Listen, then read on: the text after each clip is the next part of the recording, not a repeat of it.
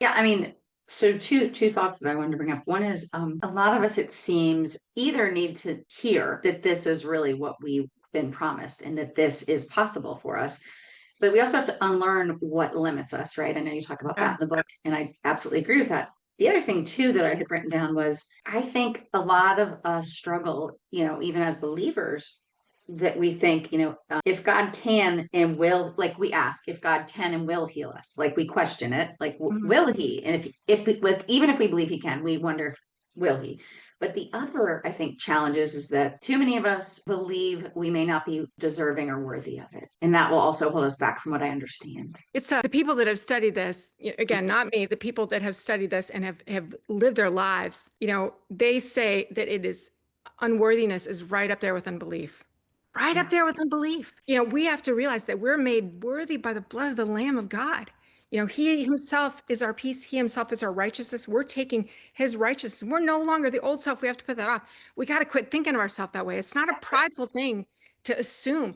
We're supposed to clothe ourselves with Christ. If you're clothed with Christ, you're not unworthy, right? And you're a new creation, a new. So there's that realization, right? And especially if you've grown up and you've had people saying negative things to you and you've internalized those things, that's one of the things about being transformed by the renewing of the mind. Depending how rough of your situation, that might take a while, but you should right. be encouraged to know that God has given us this way to do it. And if you stick with it, being transformed is not, that's a consistent, persistent thing. That's not a quick thing. But if you stick with it, it will happen. It starts to unfold and your belief can and will change. Absolutely. But I just think like you just sort of explained that more, but that's my point, I guess, is like people have to start looking at, like we talked about at the beginning, you might believe it that he can, but are you believing that he can for you completely, right?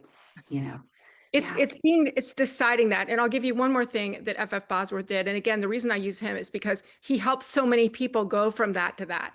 He helped yeah, so many people go from maybe it's not to, and then their healing came. So he's a perfect example because that one lie when it was overcome, then they experienced healing. And so when people would be stuck there, I don't know if it's God's will to heal me.